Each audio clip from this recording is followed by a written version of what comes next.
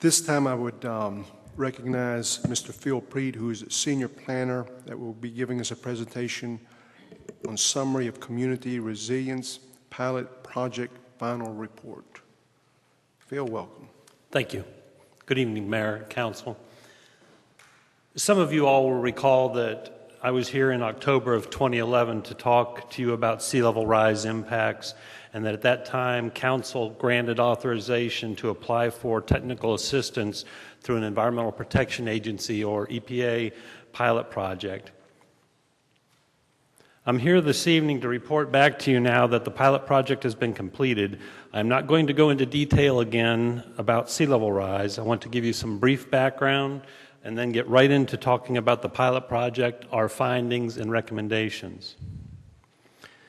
The whole premise behind this project is that we as a city are in much better position if we think about today the uncertain future conditions we could face and find efficient strategies to prevent costly mistakes or losses on our public investments. I show you this photo from Jacksonville, Florida, and I'll point out this is not a boat launch. This is a section of their river walk at high tide, and you can see by the high water line that this isn't a freak event. This is a relatively regular event, and I'm sure it wasn't part of their plan. The dilemma we face from a planning perspective is that sea level is rising, but the rate is difficult to predict, let alone determining its impact at a local level, which is what local governments care about at the end of the day. There's clamor to do something about sea level rise, but no one can tell us exactly what. There is need for state and federal leadership and guidance. And in this vein, in 2010, FEMA and EPA entered into an MOA through which they agreed to use tools from one agency to inform the other and vice versa. In other words, they figured out that they should be incorporating sea level rise and what they know about sea level rise into their hazard mitigation planning and long-term disaster recovery and resilience into land use planning. In the spirit of this MOA, EPA came up with a proposed pilot project for community resilience projects, and they, in 2011, solicited proposals and selected two communities, New Bern and Wilmington.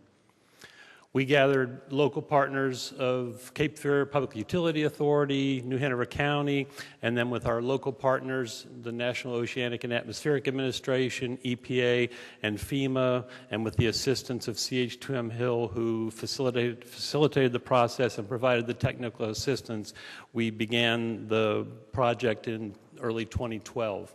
The purpose of this project was to serve as a pilot for other communities, and the objective being to assess the potential risks to water and wastewater infrastructure from sea level rise and storm events, and to identify strategies that could help avoid some of that exposure and reduce those risks, incorporating those into our plans and policies as we go forward. We began by looking at the utility authority's portfolio of assets, and I'm not going to go through all this, but you can see, and you all are very familiar with this, I'm sure. And we came up with a determination of at what level of inundation each class of asset would be at risk for failure.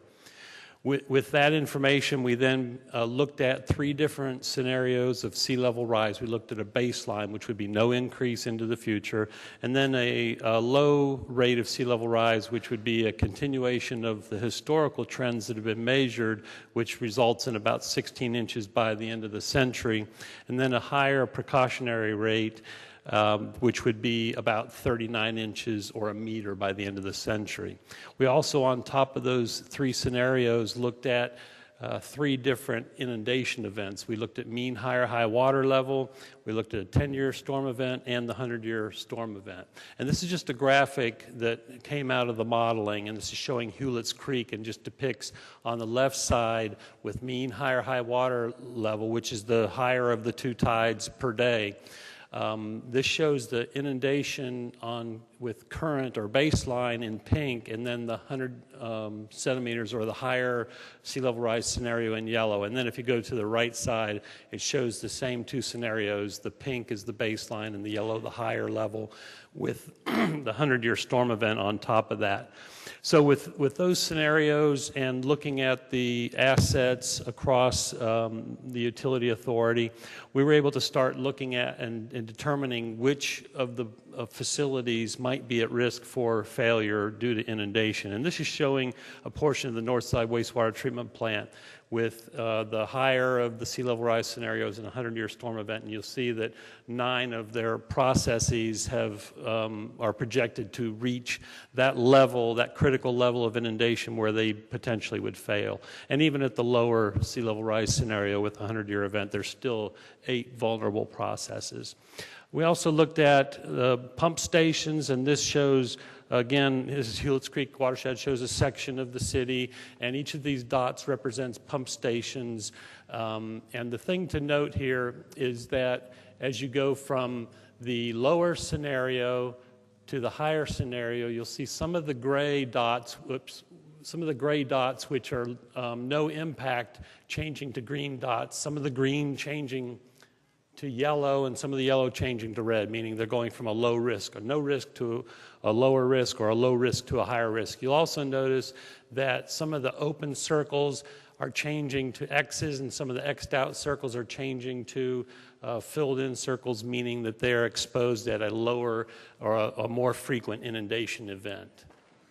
Same thing with the manholes. We looked at the vulnerability of manholes, and here's a section of downtown. Again, the same legend in terms of what the dots mean, and you'll notice if you look at this area here, you'll start to see some of the yellows changing to red.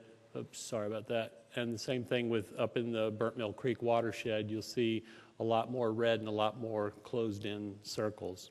So we were able, with all this, and this is a very busy table, but I just want to show you that we were able to gather all this information and look at all the different types of facilities and determine which are at low, medium, or high risk across each of the scenarios that we evaluated. So what do we do with all this? We've got the scenario analyses, we've got the risk assessment, and then we look at the capability of responding to these of the agencies and come up with strategies that will help us reduce the exposure and reduce the risk. Some of these strategies are infrastructure practices, which might be something like raising a manhole cover if it's determined that it's imminently at risk, or it might be putting a berm around a pump station. Others would be land use and planning strategies to prevent or to reduce the risk.